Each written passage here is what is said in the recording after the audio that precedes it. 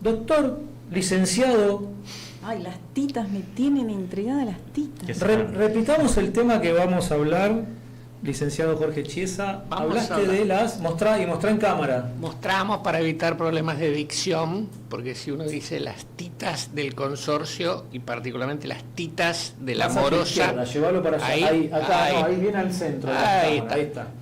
Las titas de las unidades funcionales morosas. Ah, ahora me parece que voy entendiendo. Bueno.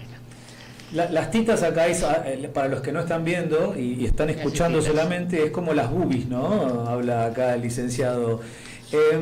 Morosidad en los consorcios. Morosidad en los consorcios. Este es un tema que lo vengo viendo de hace bastantes años, charlándolo con el doctor Trabulsi, charlando con gente de la RPA, charlando con colegas del Consejo Profesional, charlando con colegas. Todo el mundo tiene el problema de los morosos. El que tiene más problema de los morosos es el que paga en día. Porque si yo pago al día y hay morosos, las cosas no se hacen como se tienen que hacer, cuesta más caro hacerlas cuando las cosas se rompen y no hay mantenimiento preventivo, cuesta más caro arreglar una estufa en invierno que en verano, cuesta más caro arreglar una caldera en invierno que en verano, cuesta más caro, todo cuesta más caro cuando yo no tengo la plata en el momento útil. Entonces, como administrador, la pregunta que uno escucha a veces, pero ¿dónde querés que saque la plata, que la imprima? Y el otro día estaba escuchando una clase de un profesor en la Facultad de Ciencias Económicas, que es un genio, doctor Katz, que enseña política monetaria, dinero, bancos, y nombró una tesis de dos personas que se llaman, lo leo, uno se llama Kiyotaki y el otro se llama Moore, que hicieron un paper que dice, bueno, el administrador puede fabricar plata.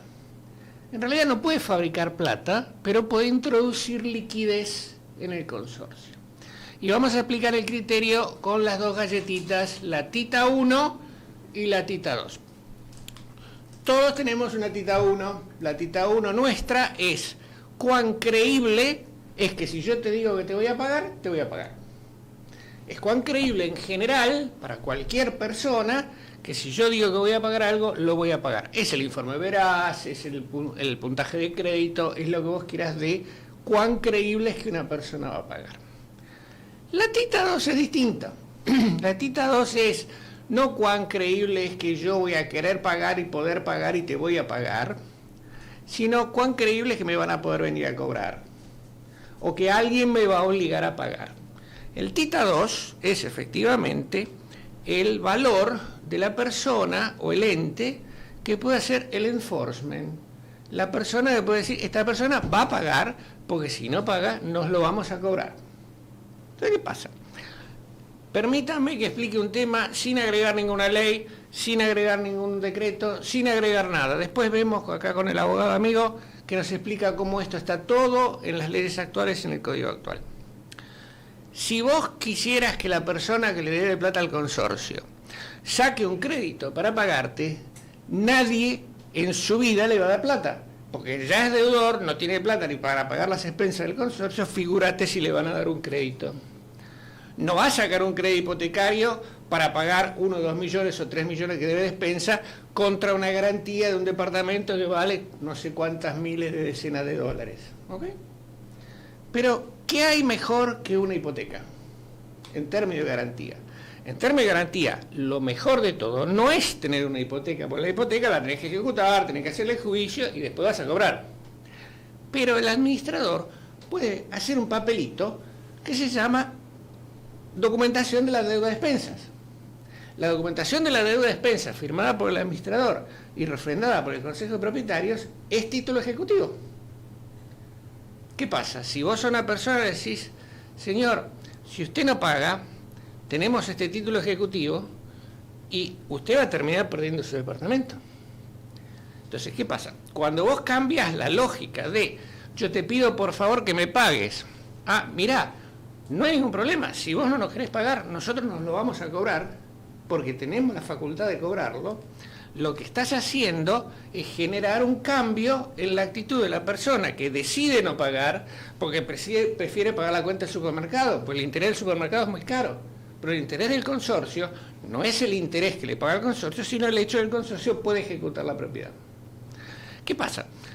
Cuando el administrador dice el consejo de propietarios y la asamblea y el consorcio en general me dicen que yo administre con esta lógica, yo puedo generar liquidez.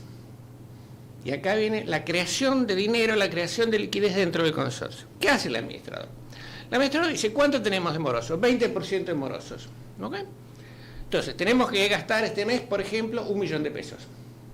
Si yo salgo a recaudar 1 millón de pesos y tengo 20% de morosos, voy a recaudar 800. Me quedo corto, la sábana corta. ¿Qué no hacemos este mes? No es que hacemos más barato.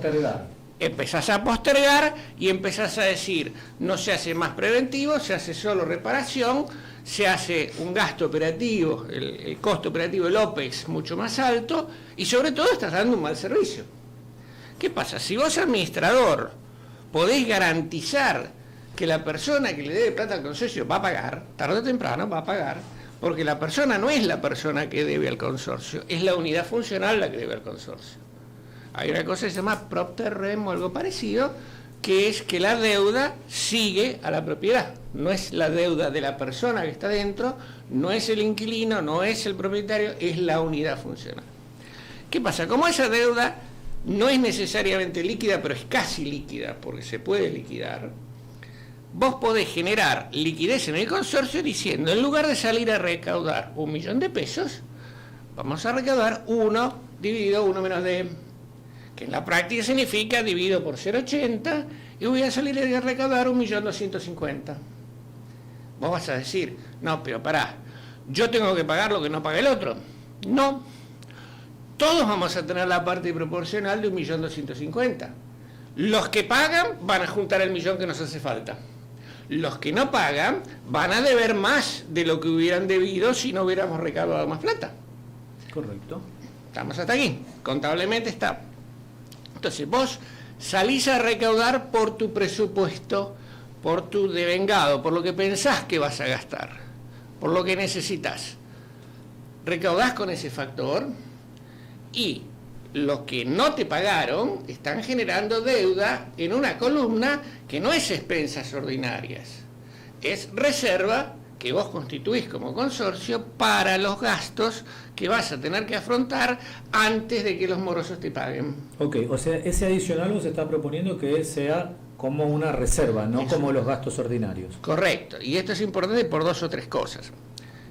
Una, porque esto afecta principalmente a los propietarios. Este de alguna manera es un acuerdo entre propietarios del consorcio que dicen, los que podemos pagar, vamos a seguir pagando, es más, vamos a pagar un poquito más, no para financiar a los morosos, sino para financiar al consorcio. Es el consorcio que está financiando a los morosos hasta que se cobra con intereses, con gastos, con todo lo demás. Entonces, ¿qué pasa? Vos tenés una situación en la cual el administrador pasa de administrar la pobreza, de no tener la plata suficiente para hacer todo lo que tiene que hacer, y incumplir el artículo 9 de la 941, incumplir un montón de cosas porque deja cosas sin hacer, deja la inspección de frente sin hacer, deja cosas que nunca podría dejar de hacer, vos le das la plata suficiente para que lo haga, mantenés el valor de la propiedad, acá estamos hablando el administrador como administrador de propiedad, no de los gastos de la propiedad, de la propiedad. Vos lo que querés es la intertemporalidad del gasto. Vos querés que toda la plata, incluyendo el valor de tu departamento, se mantenga en el tiempo. No tiene sentido ahorrar en lo que le da de comer al perro si el perro se te muere de hambre. ¿Ok? Entonces, en el edificio, vos lo que haces es haces todo lo que tenés que hacer, lo están bancando los que pueden, los que no pueden bancar el gasto original, tarde o temprano van a tener que buscar la manera de recomponer sus ingresos o adecuarse a vivir en un departamento en el cual puedan bancarse los ingresos. ¿Qué pasa? En la situación actual, vos tenés que hay gente que quisiera vender y mudarse a un departamento donde las expensas sean más baratas y no puede vender porque el departamento está caído abajo, porque la luz del edificio está rota, porque la planta está marchita, porque la entrada está sucia, porque la ley de frente no se hizo, por N motivos. Entonces, vos lo que estás haciendo es, para el que paga, le estás dando el 100% del servicio.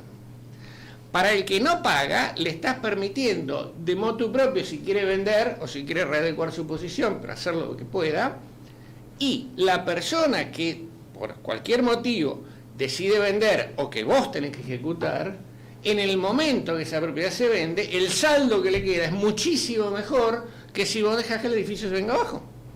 Si yo dejo que el edificio se venga abajo porque no aplico la lógica de recaudar lo suficiente para hacer todo lo que se hace falta, el edificio se cae a pedazos. Si el edificio se cae a pedazos, la gente que paga cada vez paga menos.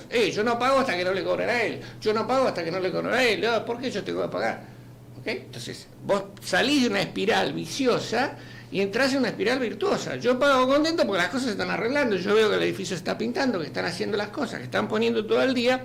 Gente que elegía qué cosa pagar o que decidía pagar más tarde o más temprano, ahora pagan más gustosa porque tiene el servicio por el cual compró su propiedad y está pagando al administrador para que administre la propiedad. ¿Cuál es el tema central acá? Vos no querés penalizar a la persona que venía pagando el 100% de los impuestos, el 100% de las expensas, y que no puede bancar a los demás. Entonces, vos vas a decir, y acá viene la letra fina de cómo vas a hacer el acta de asamblea donde se aprueba todo esto, y ahí tenés que tener a un abogado que te asesore, que diga, mirá, nosotros vamos a ejecutar solo los departamentos de la gente que se atrasa en el pago de las expensas ordinarias.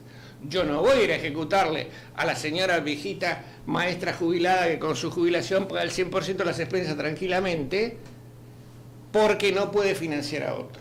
¿Okay? Entonces vos vas a tener gente que paga un poquito más en lugar del 100%, gente que sigue pagando el 100% porque no puede pagar otra cosa, y gente que no está pagando y que tiene la opción de reacomodarse, de considerar vender su propiedad, o en el último de los casos, que el administrador diga, no, mirá, el consorcio te quiere mucho, pero te tiene que ejecutar este departamento porque si no el consorcio se cae abajo.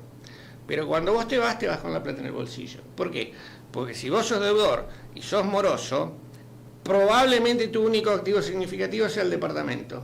Y yo como administrador quiero que vos te lleves lo más posible. En la lógica actual, vos tenés que un administrador deja que el edificio se caiga a pedazos, el departamento se la remate y se vende por poco nada. Y del poco nada el consorcio se cobra, pero a vos te queda en el bolsillo poco nada. Y vos lo que querés es no perjudicar al más débil. ¿Y el más débil quién es? El que se tuvo que mudar. Pero vos, por un lado, protegés al que está pagando bien. Por otro lado, también protegés a la persona que es el más débil para que o adecuó sus ingresos, o resolvió su problema, o se mudó, pero con la mayor cantidad de plata en mano después de haber pagado todas sus deudas.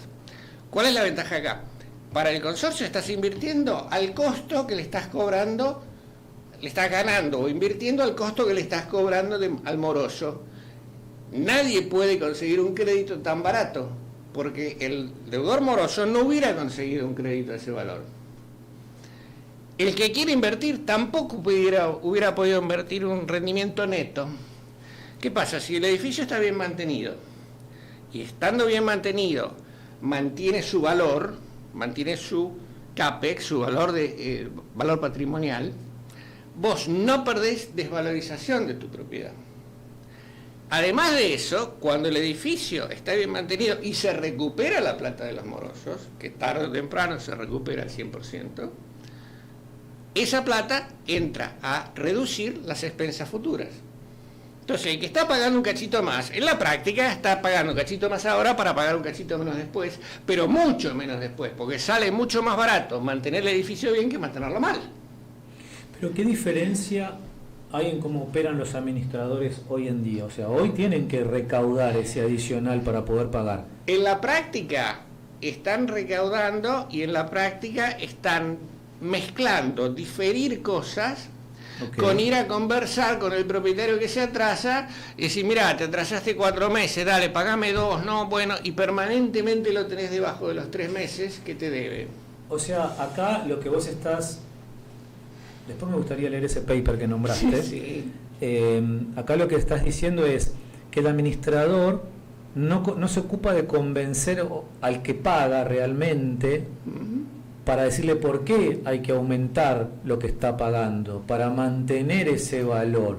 porque en definitiva, al posponer mantenimientos, arreglos o lo que sea, se perjudican todos, Claro. en realidad. Más que proporcionalmente. Exacto. Acá el tema es una forma de comunicarlo. Esto es, ¿cómo te explico? ¿Por qué le quiero cobrar más a los que pueden? Claro. Para que todos, en definitiva, paguemos menos, para que todos incrementemos nuestro capital, incluso los que se tienen que ir. Pero vos salís de la situación de círculo vicioso en el cual estás al límite de los gastos y al límite de la legalidad y al límite de lo que puedes estar haciendo, para pasar a una lógica de salir de administrar pobreza a administrar patrimonio, que es el objetivo del administrador de consorcio. El administrador de consorcio no dice administrador de gasto de consorcio.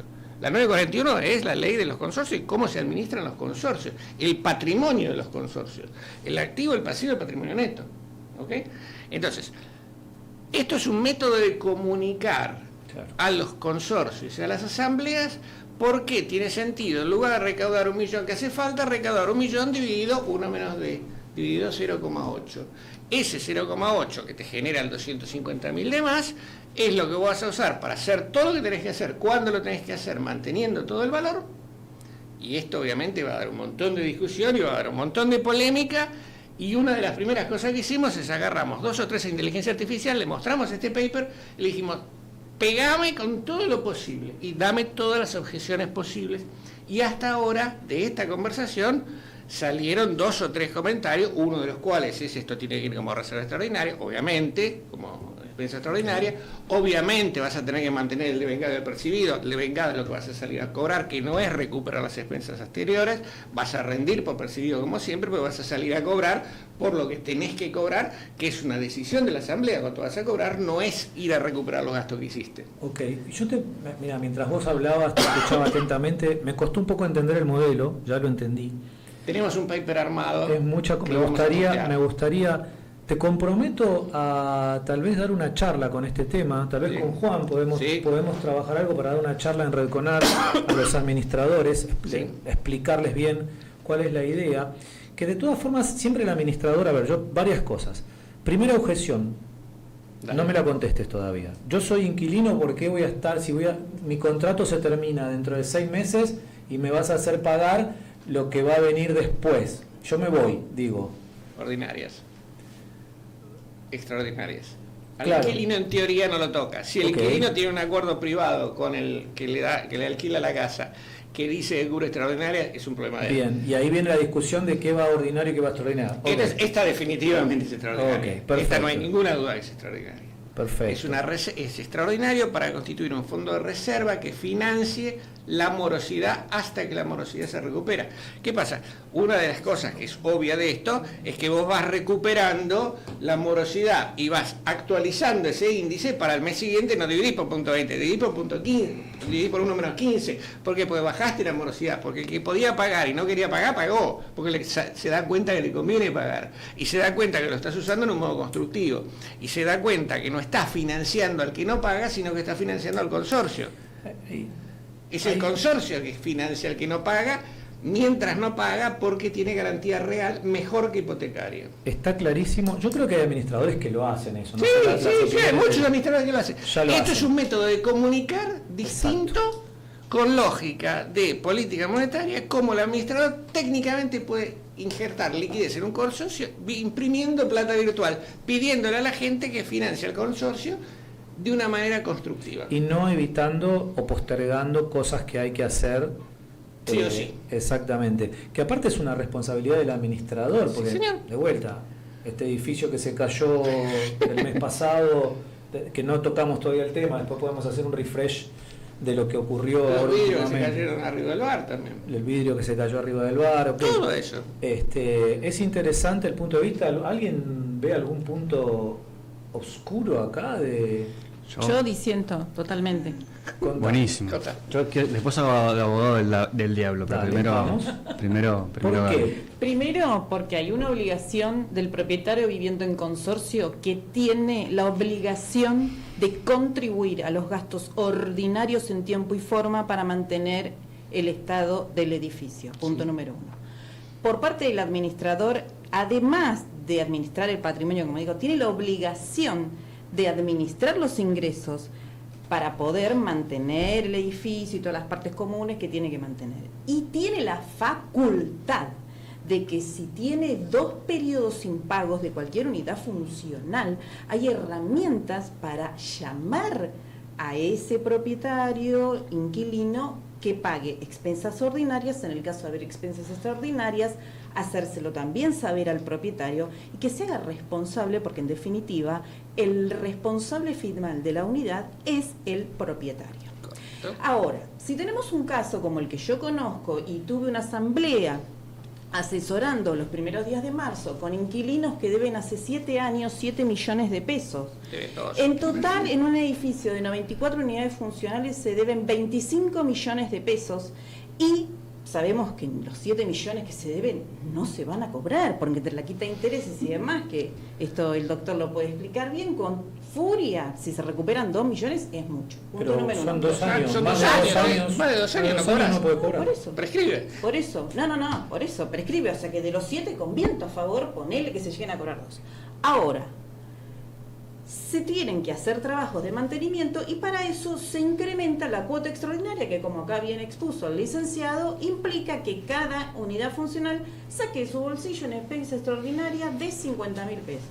Sí, se están haciendo todo, pero se tardaron 7 años, por ejemplo, porque se iniciaron las actuaciones correspondientes para la ejecución por vía de juzgado y demás de esa unidad funcional. 7 años.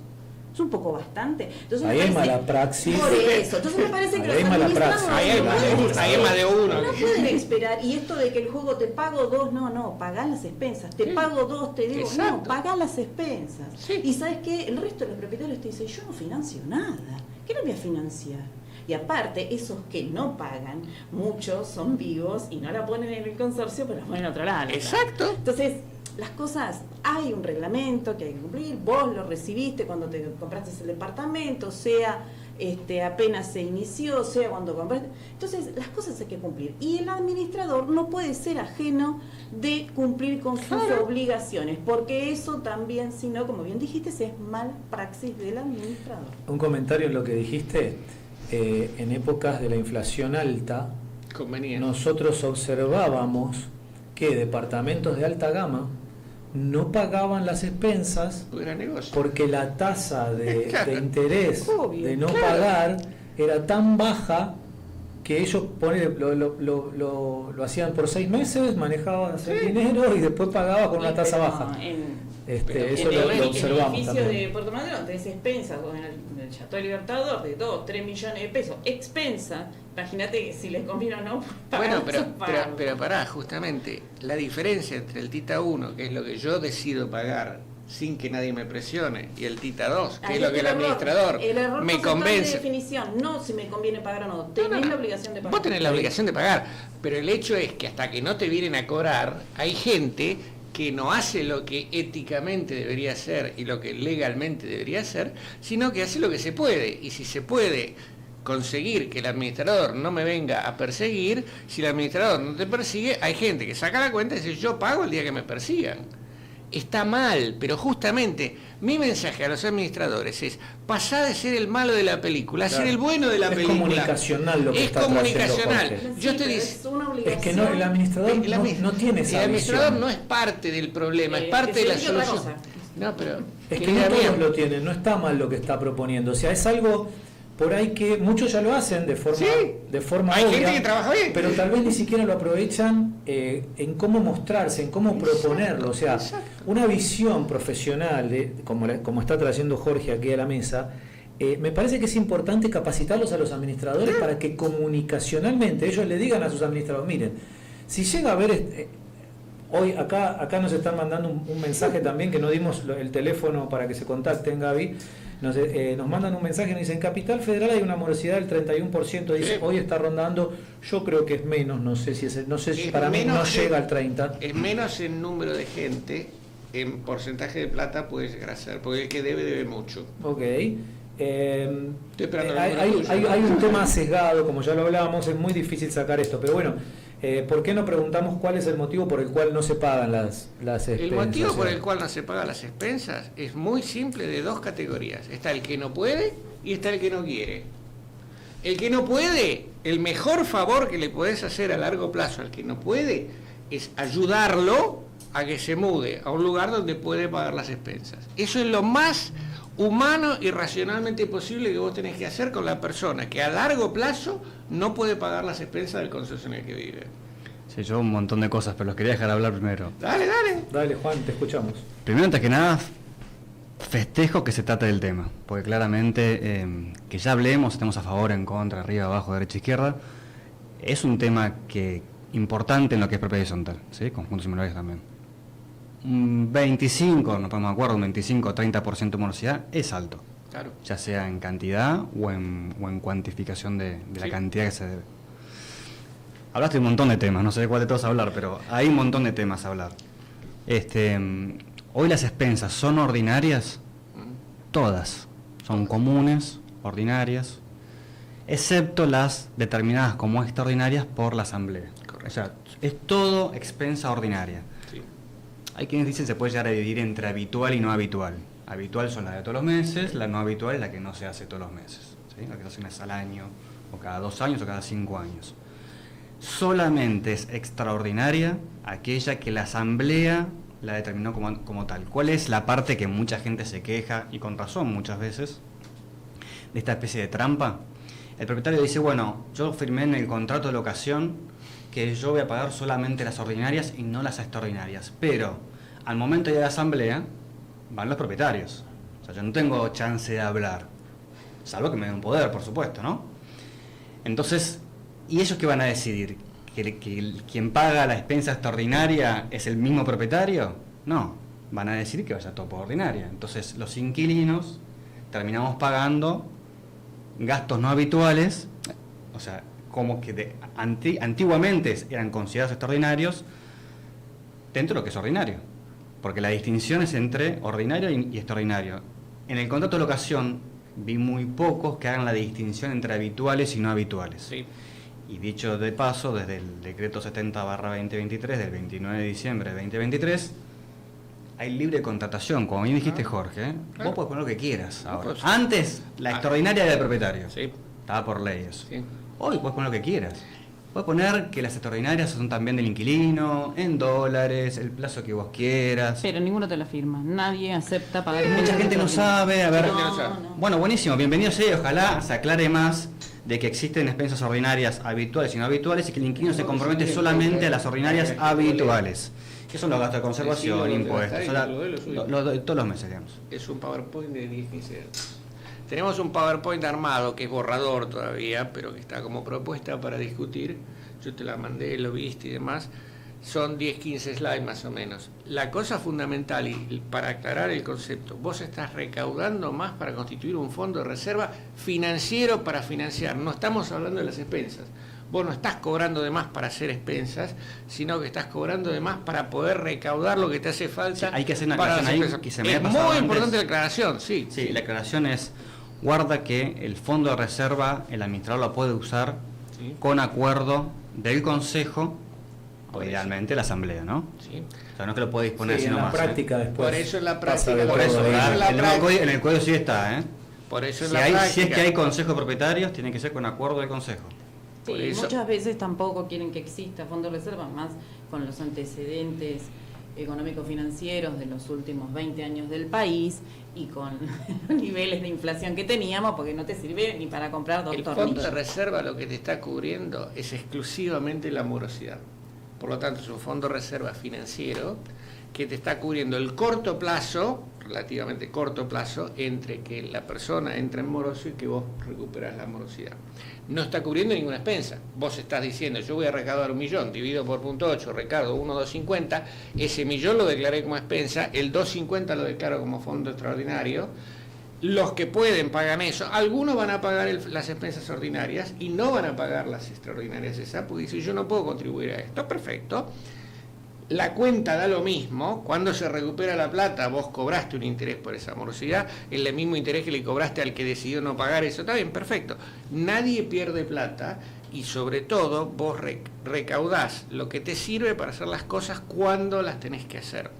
Una de las cosas que puse en el slide es que vos estás teniendo el edificio mejor mantenido porque gastás la plata cuando la tenés que gastar, porque la cobraste cuando la tenías que cobrar, y porque el que no pagó fue financiado por los que dijeron, no, pará, no queremos que el edificio se caiga abajo, juntemos un cacho más para que el edificio no se caiga abajo, y estamos invirtiendo en un fondo de reserva financiero interno que está respaldado por el título que tiene la deuda de la unidad funcional con el consorcio, que es mejor que un título hipotecario, porque ya está, es cobrable, digamos, es ejecutivo, ¿ok?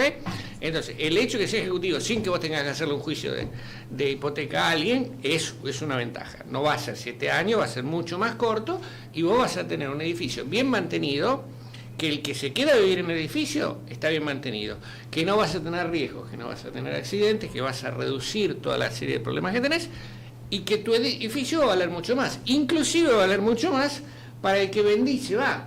Y vende y se va porque decidió vender y se va, porque lo puede vender y se va. Si yo en mi edificio hoy quisiera vender, la gente no llega al ascensor, porque ve el palier y se da una vuelta y se va. Claro. Entonces, y yo pago al día, ¿eh? Yo soy el porcentaje que está en el 100% de pago al día. ¿Alguna vez me atrasé? También, mira, sí. El caso que conté de los 25 millones que se debían, estarían repartidos en 12 unidades funcionales. En el transcurso de la asamblea, exponiéndoles que en caso de no regularizar la situación se les iba a iniciar juicio ejecutivo, al otro día 6 se presentaron en la administración a pagar. Entonces me parece que solamente es un tema de comunicación de la administración conforme a la responsabilidad que tiene y que los propietarios... Sí, hay que agregar 2 temas, uno cada uno, pero si me dejan. Primero el de las expensas. Si el reglamento no establece nada, o sea, no establece un mínimo, por ejemplo, de 3 meses, que a veces decía cuando debe más de 3 meses. Sí. Si no dice nada, al mes que debe ya lo puedes hacer al ejecutivo. Con un mes. No hace falta nada, no hace falta 2, 3. Sí, por supuesto. Si el reglamento dice 3 y que hay que intimar de manera fehaciente, bueno, idealmente carta documento, pero después ya con intimación de pago ya subsenaste eso. Eso por un lado.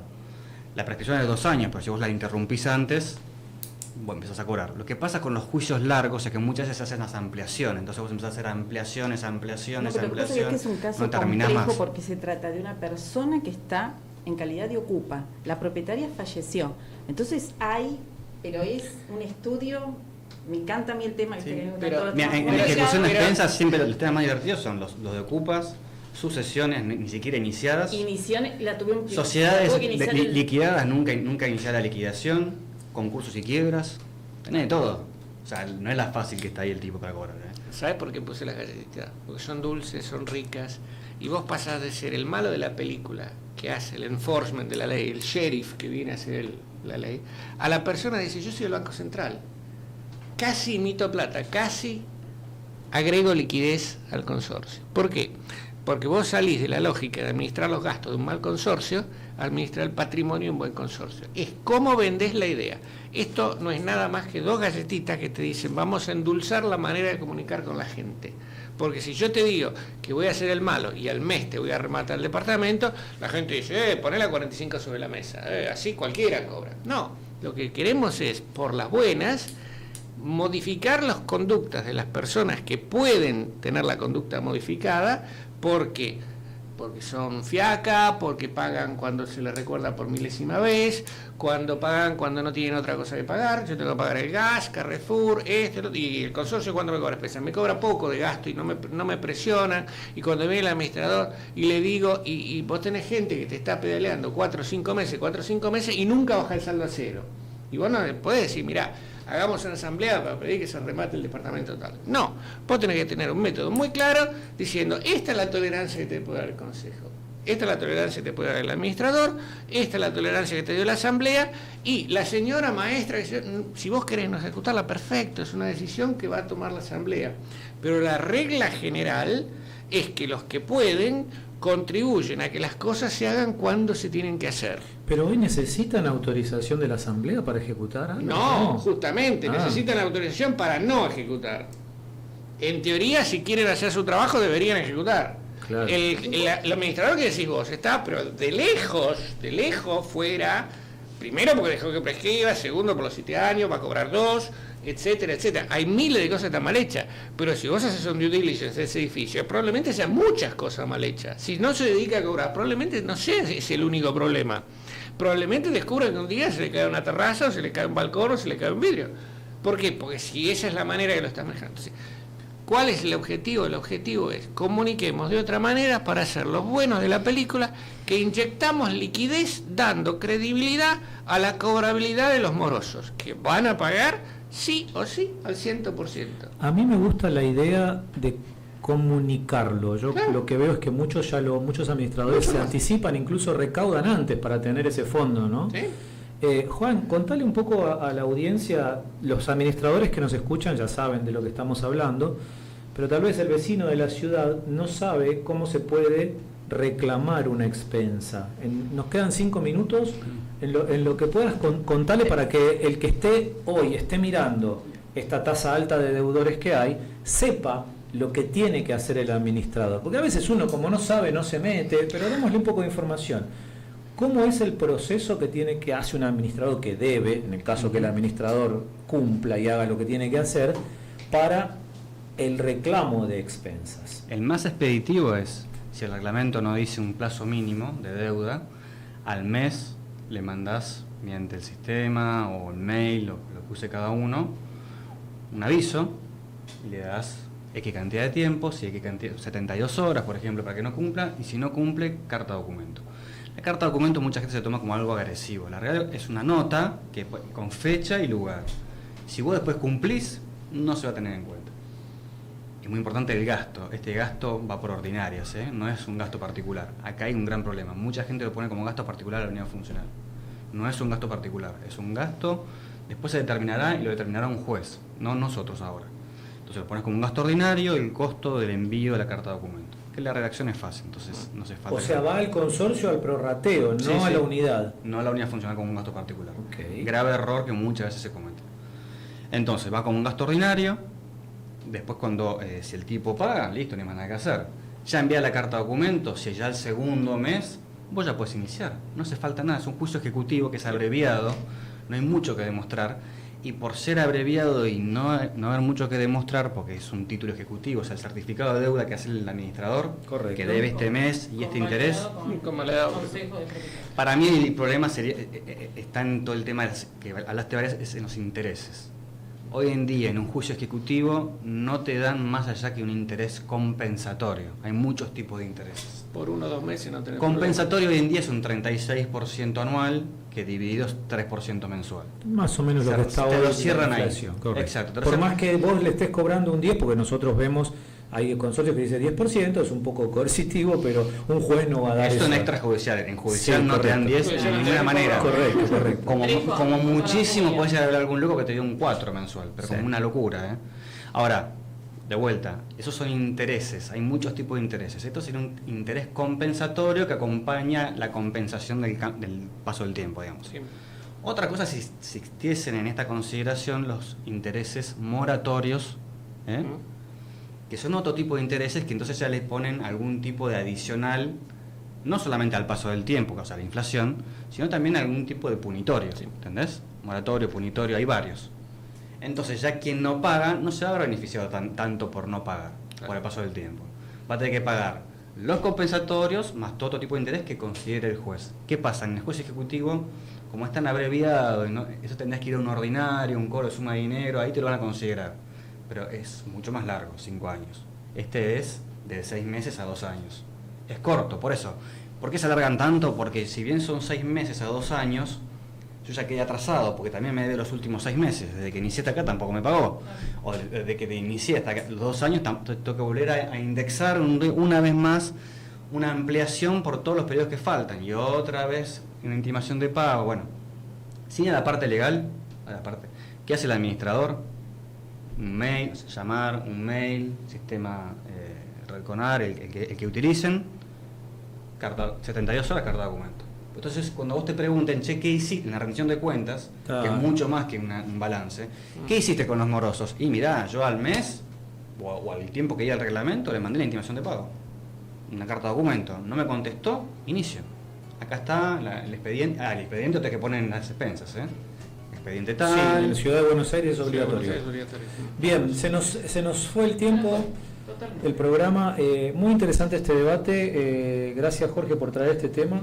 ¿Podemos poner el paper en algún lugar para Sí, ellos? podemos ponerlo. Creo que en la página de Instagram se pueden estas cosas, ¿no? Vamos a averiguarlo con el Lo vemos. O el que lo necesite o quiera verlo, que escriban al 11 44 92 51 15, mandan un WhatsApp y ahí se lo enviamos, ningún problema. O por mail a nosotros y la propiedad horizontal @gmail.com. Gracias Juan, gracias Diego, gracias Jorge, gracias Gaby.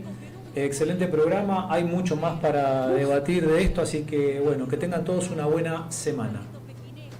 De madrugada al loro del tercer piso que silba alguna tonada. Hay que astillar al portero pa' que entre proveeduría.